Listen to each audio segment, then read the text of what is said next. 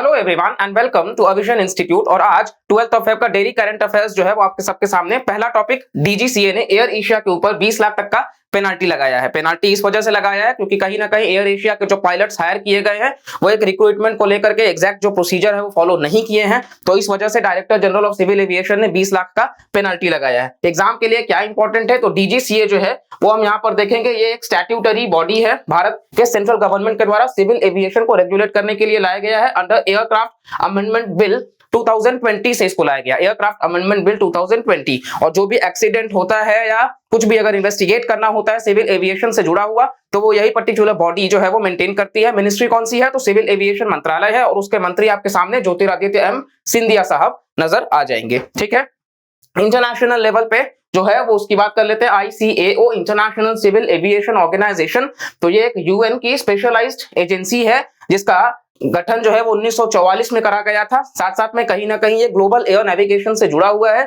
India इसका member है, total 193 members इसमें है।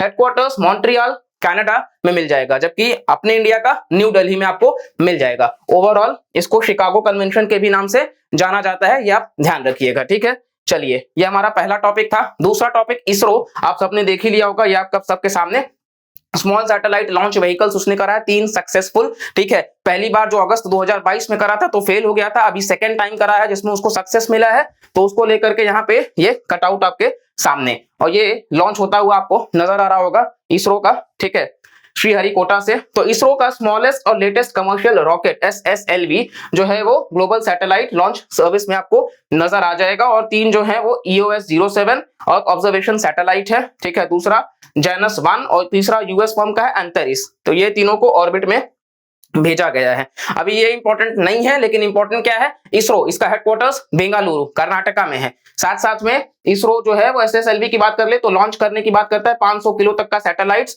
लो अर्थ ऑर्बिट में और लॉन्च ऑन डिमांड बेसिस पे, और ये लो कॉस्ट भी है। साथ साथ में कहीं ना कहीं फ्लेक्सिबल भी आपको नजर आ जाएगा।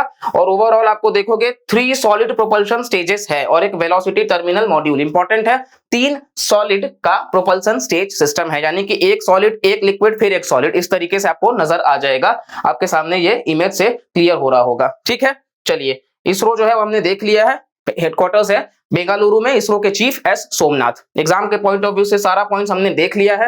नेक्स्ट टॉपिक जो है वो है कि रिसेंटली 2 जजेस का अपॉइंटमेंट करा गया है सुप्रीम कोर्ट में, और अब जो टोटल स्ट्रेंथ हो चुका है सुप्रीम कोर्ट में वो 34 यानी कि मैक्सिमम कैपेसिटी पे हो चुका है।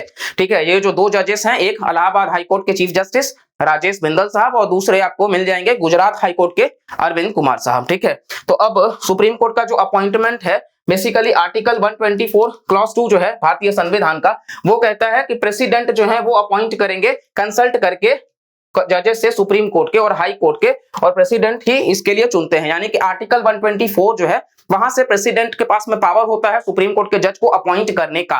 कॉलेजियम सिस्टम से ये नियुक्त किया जाता है। 3rd जजेस केस से लाया गया था, जहां पे 5 जजेस होते हैं, एक चीफ जस्टिस ऑफ इंडिया और 4 सीनियर मोस्ट जज जो कि रेकमेंड करते हैं नाम। ठीक है, और फिर प्रेसिडेंट जो है वो उनको नियुक्त करते हैं। इसके साथ साथ आर्टिकल 217 जो है वो हाई कोर्ट के जजेस की अपॉइंटमेंट की बात करता है। तो आर्टिकल 217 हाई कोर्ट के लिए, article 124 supreme court of India के लिए।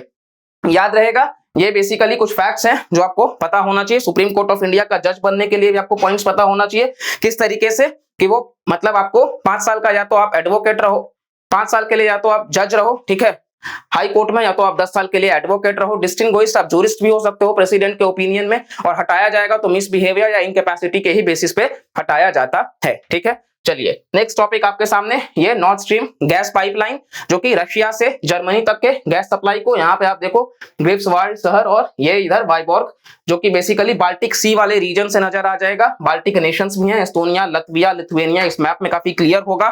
तो ये आपके सामने नॉर्थ स्ट्रीम 1 पाइपलाइन 2011 में बनाया गया था। ये रशिया के वाइबॉर्ग से लेते हुए जर्मनी के ल्यूबमिन तक जाना था।